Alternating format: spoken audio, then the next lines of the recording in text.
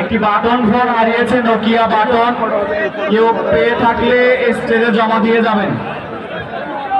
আর আপনারা একটু স্টেজটা ফাঁকা করে যান প্লিজ, স্টেজ থেকে সবাই নেমে যান। একটি টেকনো 10 টাচ ফোন হারিয়েছে।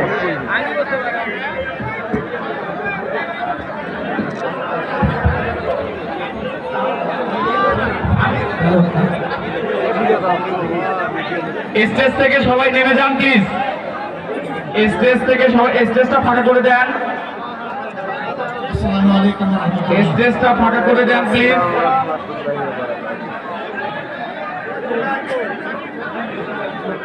আসসালামু আলাইকুম ওয়া রাহমাতুল্লাহ। ওয়া আলাইকুম আসসালাম। সাংবাদিক বন্ধুগণ কেমন আছেন?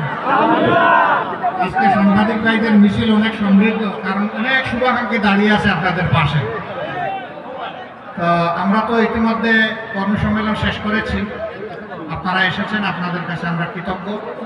আমাদের বক্তব্যগুলো জাতির কাছে আপনারা পৌঁছে দেবেন নিজ নিজ মিডিয়ার মাধ্যমে, এবং জাতির এই উন্নয়নের অভিযাত্রায় আপনারাও আমাদেরকে দোয়া করবেন, পরামর্শ দিবেন, সমালোচনা করবেন, সহযোগিতা করবেন। তাহলে ইনশাআল্লাহ একটা ভালো দেশ আমরা গঠন করতে পারবো। জি জি জি, আপনাদেরকে 2-3টা প্রশ্নের সুযোগ আমরা দেবো ইনশাআল্লাহ।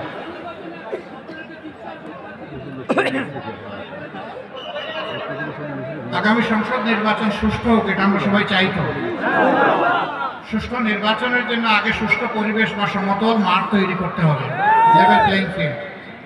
এটার জন্য কিছু বেসিক সংস্কার লাগবে। সংস্কারের কাজে বর্তমান সরকার হাত দিয়েছে, তারা একটু সময় চেয়েছে। আমরা যখন 17.5 বছর ধৈর্য ধরতে পেরেছি, আমরা ইনশাল্লাহ আরো কয়েকটা দিন ধৈর্য ধরতে পারবো। আমরা এই সংস্কার যখন সম্পন্ন হবে, তখন বাংলাদেশের রাজনীতির সঠিক পোলারাইজেশনটা শুরু, মেরুকরণ শুরু। সেই মেরুকরণের সময় আমরা আপনাদেরকে জানিয়ে দিব যে আমরা কিভাবে এবং কতটা আসনে আমরা অংশগ্রহণ করছি। আপনাকে ধন্যবাদ।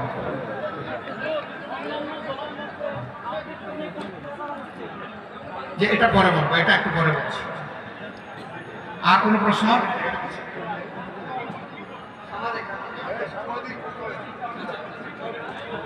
জি, এক ভাই প্রশ্ন করেছিলেন 300 আসনে আমরা প্রার্থী দেব কিনা। আরেক ভাই প্রশ্ন করেছেন সাংবাদিক বন্ধু যে আমরা কোনো জোটবদ্ধ নির্বাচনের চিন্তা করছি কিনা। এই সবগুলাই যখন রাজনৈতিক মেরুকরণ একটা পর্যায়ে যাবে, তখন হবে। দেশের স্বার্থে 3টা ফর্মে আমরা ইলেকশনে অংশগ্রহণ করতে পারি। একটা হলো এককভাবে, 2 নম্বর হলো কারোর সাথে জোটের মাধ্যমে, জোটবদ্ধ হয়ে, 3 নম্বর হলো সমঝোতার ভিত্তিতে। আমাদের দেশে এই 3 পর্যায়ে ইলেকশনে অংশগ্রহণ করার সংস্কৃতি রয়েছে। আমরা ইনশাল্লাহ তার যে কোনো একটা অনুসরণ করব, কিন্তু সময় এখনো ম্যাচিউর হয়নি। গাইবান্ধা কৃষি বিশ্ববিদ্যালয়ের ব্যাপারে কি প্রশ্ন করেছেন? তো দাবি করেছেন, তো সে দাবির সাথে তো আমি আপনাদের সাথে একমত। সে দাবি আমারও দাবি, সে দাবি সারা গাইবান্ধাবাসীর দাবি। সেই দাবির সাথে আমরা একাকার একমত ইনশাআল্লাহ।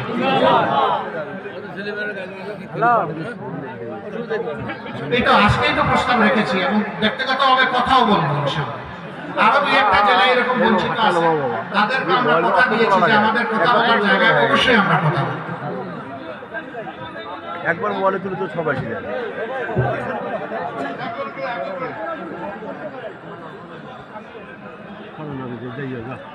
তারা বলেছেন যে তাদের আরো মিনিমাম 1 বছর সময় লাগবে সংস্কারের বেসিক কাজগুলো সারতে।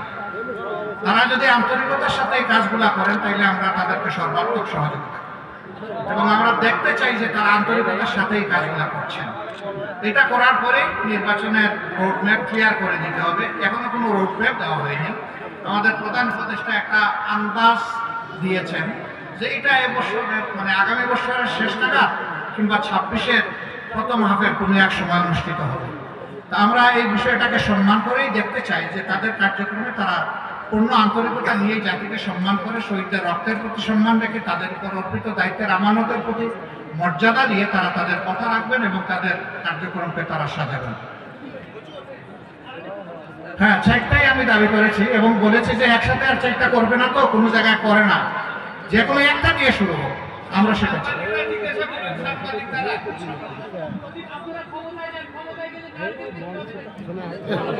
এটা বক্তৃতায় বলে দিচ্ছি, ইনশাআল্লাহ আমরা মায়ের সম্মানেই দেখবো তাদের। আর কেউ আলহামদুলিল্লাহ আমার মধ্যে যারা প্রশ্ন করেছেন তাদের মাধ্যমে বাকিদের প্রশ্ন এসে গেছে। আমরা না এখানে ভলান্টিয়ারদের কোনো প্রশ্ন নাই, প্রশ্ন কেবল ভলান্টিয়ারদের কোনো প্রশ্ন নাই, প্রশ্ন সাংবাদিক বন্ধুদের। এই সেশনটা এক্সক্লুসিভলি সাংবাদিকদের জন্য। আপনাদের সকলকে ধন্যবাদ। আবারও দেখা হবে লড়াইয়ের ময়দানে, রাজপথে, ইনসাফ ভিত্তিক সমাজ গঠনে। আসসালামু আলাইকুম ওয়া রাহমাতুল্লাহ।